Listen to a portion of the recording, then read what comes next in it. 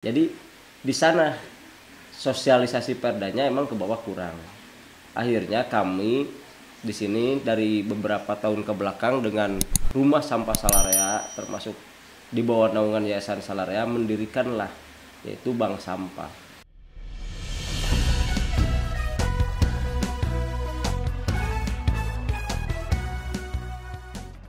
Salam perspektif baru untuk Anda, pemirsa acara ini di media sosial YouTube dengan nama akun Perspektif Wima. Sekali lagi saya mengingatkan, untuk Anda yang ingin mengikuti di media sosial, silakan buka akun Perspektif Wima TV. Senang sekali, saya Hayat Mansur dapat kembali berjumpa dengan Anda, tentu saja di acara favorit kita semua, wawancara khusus Perspektif Baru. Dan saya bertambah senang, karena untuk edisi ini, wawancara perspektif baru datang ke kota Garut, yaitu untuk menemui narasumber kita yang aktif di pengelolaan sampah. Ada di sebelah saya, yaitu Bapak Roni Faisal Adam, yang menjabat sebagai Ketua Komite Peduli Lingkungan Hidup Indonesia. Apa kabar Pak Roni? Salam sehat selalu. Sehat, baik-baik. Aduh, terima kasih sudah bersedia hadir dan saya juga senang bisa berkunjung ke tempat Anda untuk langsung melihat mengenai pengelolaan sampah. Nah, pengelolaan sampah ini, sahabat perspektif baru, merupakan persoalan di berbagai negara karena sifatnya sampah yang sulit terurai, terutama sampah plastik. Ditambah lagi, setiap tahun jumlah volume sampah terus meningkat seiring dengan pertambahan penduduk. Nah, negara kita juga termasuk di berbagai wilayah di daerah di Indonesia itu terus menghadapi persoalan sampah.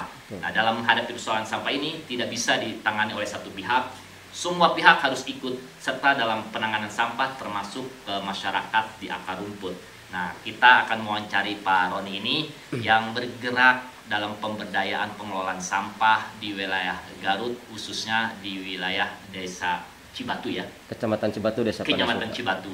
Pak Roni, seperti di awal kita akan bicara mengenai pengelolaan sampah. Nah, saat kita berbicara mengenai sampah, yang terpikirkan di banyak orang itu bahwa sampah itu sesuatu yang bau, sesuatu yang kotor dan jorok. Gitu.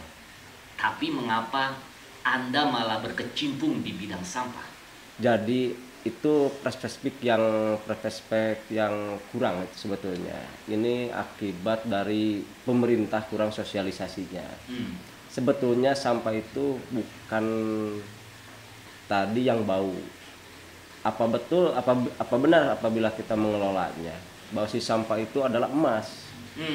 Bagaimana bisa dikatakan bahwa sampah itu emas? Nah, kenapa persepsi saya bisa berbicara emas? Karena sampah itu adalah ladang uang, bisa menghasilkan uang.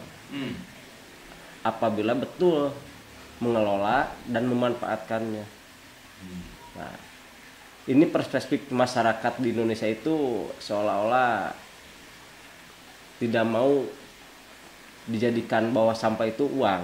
Justru seolah-olah sampah itu dibuang begitu saja. Padahal yang dibuang mereka itu adalah uang. Kenapa saya bisa berbicara seperti itu? Karena di dalam sampah itu, contoh pengelolaan sampah, makanya dari sekarang pemerintah udah ada program, beberapa program. Nah, akhirnya kami di sini bekerja sama, berkolaborasi dengan Rumah Sampah Salarea, kemudian di bawah naungan Yayasan Salarea Foundation, yaitu membuat bank sampah. Nah, di sana jadi semua warga dipilah si sampahnya, yang plastik disimpan, kertas pun disimpan, yang sayuran juga disimpan. Nah, menariknya kan Anda tadi bersama dengan Yayasan Salarea membuat bank sampah untuk mengolah sampah itu menjadi emas lah, atau akhirnya menjadi uang. Nah, apakah memang di desa ini menghadapi persoalan dengan sampah? Nah, bukan di desa ini saja, justru ini di ruang lingkupnya kabupaten, yaitu Kota Garut. Walaupun sudah ada penetapan dari pemerintah kabupaten, yaitu tentang perda sampah, pengelolaan sampah, yaitu Perda nomor 4 tahun 2014, yaitu tentang pengolahan sampah rumah tangga. Nah, jadi di sana sosialisasi perdanya emang ke bawah kurang. Akhirnya kami di sini dari beberapa tahun ke belakang dengan Rumah Sampah Salarea termasuk di bawah naungan Yayasan Salarea mendirikanlah yaitu bank sampah. Dari mana sih Anda punya ide untuk mendirikan rumah sampah Salarea dan bank sampah Salarea? Nah, ide pertama itu karena dari tahun 2018 saya pernah berbicara dengan Bapak Bupati yaitu tentang pengelolaan sampah, karena waktu 2017 dan 2018 itu Kabupaten Garut mempunyai tempat pembuangan sampah yang areanya besar beberapa hektar, yaitu di Pasir Bajing, Kecamatan Leles. Nah, di sana itu sudah tidak tertampung itu sampah. Nah, akhirnya kami mencetus punya ide gitu. Dengan dorongan semua stakeholder yang ada di Cibatu, kemudian di bawah naungan Yayasan Salarea, alhamdulillah baru di satu desa yaitu Desa Wanakerta yaitu bank sampah. Nah, sekarang saat ini lagi mau persiapan yaitu pendirian bank sampah yang ada di Desa Padasuka. Karena peliknya itu sampah di bawah di Kecamatan Cibatu, di pinggir-pinggir jalan. Mungkin Kang Hayat tadi pas waktu lewat ke sini ngelihat lah. Betul, tadi saya melihat langsung. Itu jadi kami di sini sangat tertarik, jadi semangat untuk gimana itu sampah jangan sampai terjadi seperti itu.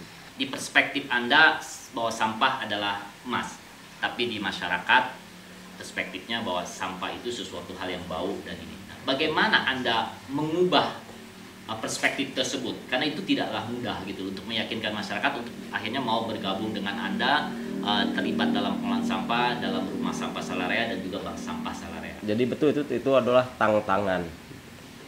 Jadi itu yang sangat sulit, Kang, dulu. Jadi banyak harus yang diperjuangkan gitu. Nah, akhirnya saya bertahap itu sosialisasi dengan para warga yang di sekitar, yaitu melalui wadah yaitu tim penggerak PKK, karena perempuan itu yang siap gitu. Kalau laki-laki punya gengsi lah. Jadi nah akhirnya kita ke perempuan larinya, nanti ditugaskan dengan kami berbicara ngobrol gimana caranya untuk pengelolaan sampah.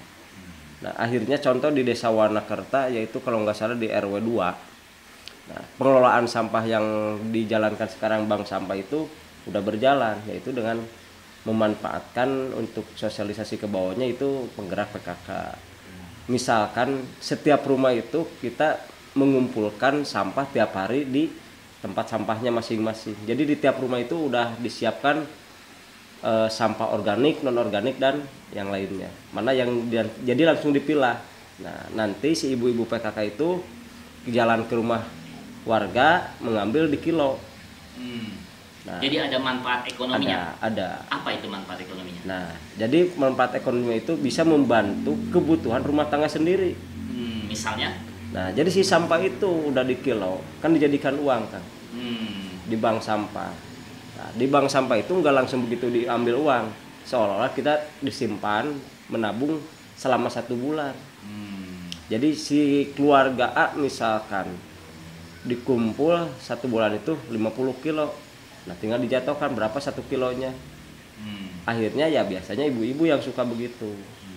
Nah, jadi sistemnya mirip seperti bank konvensional. Nah, kalau kita bicara bank, tentu harus ada modal. Betul. Nah, dari mana Pak Roni dan teman-teman bisa mempunyai modal untuk menjalankan bank sampah ini sehingga masyarakat tertarik untuk ikut memanfaatkan keberadaannya? Nah, modal yang pertama itu yaitu dengan ucapan bismillah. Dengan niat yang kuat, tekad yang kuat, akhirnya ya ini berjalan. Itu yang pertama. Yang kedua, kita kerjasama dengan para pengusaha-pengusaha yang bisa membeli produk kita, yaitu sampah kita, karena udah dipilah. Itu ada yang plastik, ada yang kertas, ada yang lainnya. Nah, apa manfaat yang didapat oleh masyarakat dengan ikut terlibat pengelolaan sampah khususnya di Desa Wanakerta tadi yang Pak Roni katakan sudah berjalan? Apakah hanya manfaat ekonomi saja yang mereka dapat, yaitu dengan benefit tadi uang dari menjual sampah-sampah plastik? Ya, manfaatnya itu banyak. Yang pertama itu tadi secara ekonomis yaitu benefit uang. Yang kedua yaitu kawasan tersebut, daerah tersebut itu jadi bebas sampah, jadi bersih kan, sehat. Itu yang kedua. Nah, yang ketiga, jadi seolah-olah ada pembelajaran bahwa si sampah itu jangan sampai dibuang. Gitu. Kembali lagi kata saya tadi bahwa jadi sampah itu adalah betul-betul emas. Nah, tadi kan sampah dari masyarakat tidak dibuang, Anda kumpulkan. Nah, Anda olah jadi apa? Apakah Anda buang lagi ke tempat pembuangan akhir atau Anda olah menjadi suatu produk lain? Nah, yang pertama, jadi si sampah yang layak kita jual ya kita jual.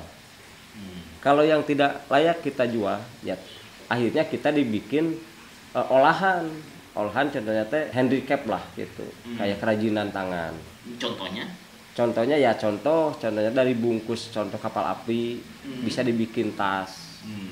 Terus dari sedotan bekas minuman bisa dibikin tas. Apa laku dijual lagi dan ada yang mau beli? Alhamdulillah kalau di sini kita banyak yang itu. Bisa dijadikan tikar tempat duduk ada. Jadi Anda bisa dapat modal lagi untuk bayar plastik dari usaha itu. Nah itu. Terus kemudian yang masalah sampah sayurannya, nah itu beda lagi, itu diolah menjadi kompos gitu. Kompos untuk tanaman ya? Tanaman.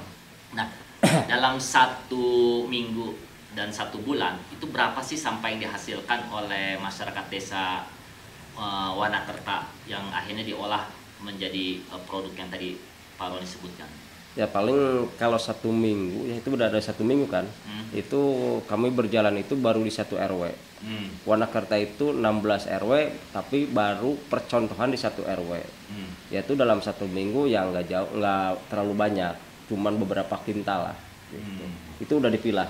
Nah, berarti sudah dipilah dan sudah dijual. Nah, apakah pihak pemerintah daerah mendukung kegiatan Anda ini? Alhamdulillah, jadi mendukung. Semua stakeholder mendukung, yaitu pihak kecamatan, pemerintah kabupaten. Justru beberapa ke belakang kita pernah ngobrol dengan pimpinan kita Pak Bupati tentang pengelolaan sampah. Gitu. Nah ini yang sangat peliknya itu, udah diperdakan, termasuk udah dibarengi dengan peraturan bupati. Nah ini kendalanya itu dasar hukumnya nggak kuat, itu nggak ada sanksi tentang kalau sampah. Ya alhamdulillah beberapa tahap demi tahap kita menjalankan, yaitu melalui bank sampah karena udah ada dalam peraturan daerahnya. Gitu. Alhamdulillah dengan adanya Perda dan Perbub tentang pengelolaan sampah, pemerintah kabupaten udah mendukung. Pak Roni, tadi kan di awal juga sudah dijelaskan bahwa lembaga Anda sudah mengelola aksi nyata mengenai pengelolaan sampah ini di Desa Wanakerta dan akan melanjutkannya lagi di desa sebelahnya ya, di Desa Padasuka. Apakah tantangannya sama atau persoalannya sama antara Wanakerta dan Padasuka ini? Kalau masalah tantangan, alhamdulillah berbeda. Jadi gini, awalnya setelah di Wanakerta, beberapa bulan ke belakang nih, di Cibatu kan ada tempat kuliner. Nah itu sejarah mau di Padasuka dibuka. Nah yaitu ada taman kuliner Cibatu. Untuk setiap harinya pembuangan sampahnya itu kebingungan, ini harus kemana. Ya akhirnya kami dengan rekan-rekan di sini, termasuk dengan rumah sampah Salareat dengan yayasan, untuk membuat lagi tempat.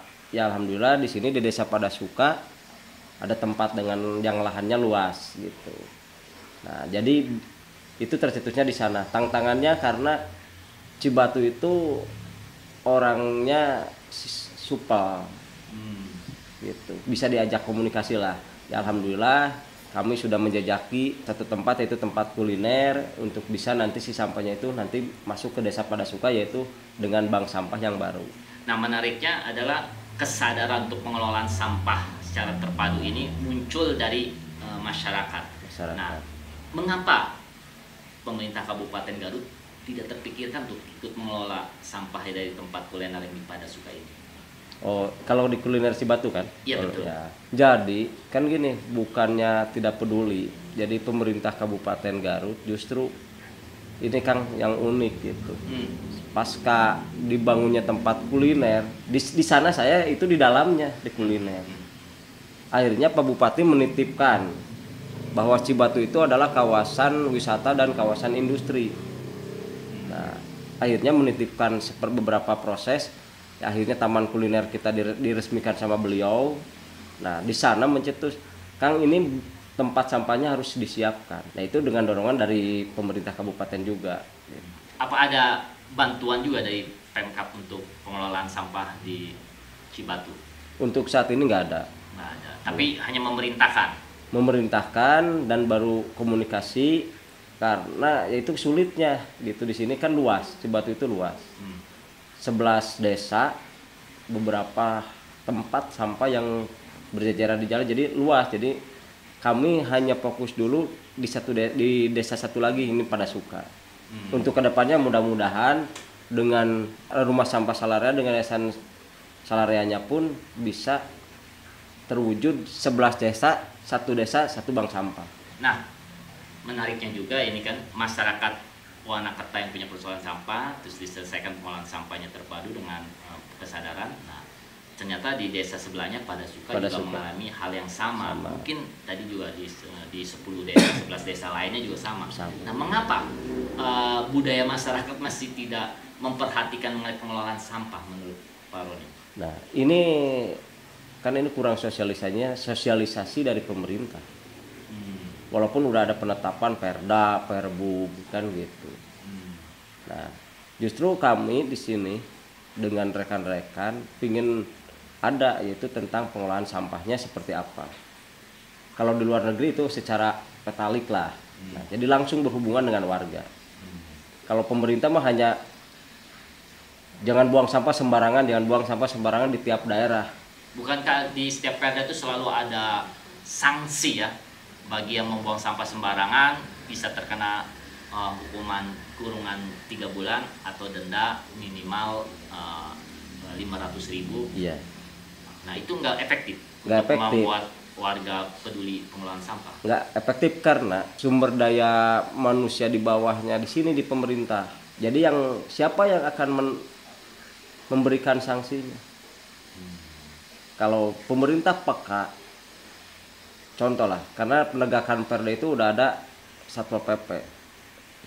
Nah, di sini Satpol PP-nya nggak bisa berjalan karena SDM-nya sedikit. Kalau SDM-nya banyak ya bisa tiap desa satu Satpol PP atau gimana. Masa setiap hari keliling-keliling nggak bisa seperti itu dengan keterbatasan. Nah, sampah ini kan berasal dari mana saja, dari aktivitas semua manusia dan juga dari kegiatan misalnya perkantoran, warung, pertokoan, rumah tangga dan sebagainya. Nah, bagaimana peran pihak lain seperti swasta dalam pengelolaan sampah yang ada di wilayah Cibatu Kabupaten Garut ini? Untuk swasta yaitu di sini belum ada pihak swasta perusahaan yang belum ada lah gitu. Baru paling toko-toko kecil yang usaha itu udah ada yang ngangkut sendiri gitu. Nah, kami di sini juga persiapan untuk menjalin kerjasama dan minta dorongan dukungan dari pihak swasta maupun pemerintah, yaitu untuk menyelesaikan yaitu sampah di Cibatu. Ada bank sampah juga, tidak akan pasti semuanya masuk ke sana, nggak bakal. Oke, sahabat Perspektif Baru, sebagai penutup saya hanya mengingatkan bahwa penanganan sampah harus dimulai dengan aksi nyata seperti yang dilakukan oleh Pak Roni Faisal, Adam, dan rekan-rekan.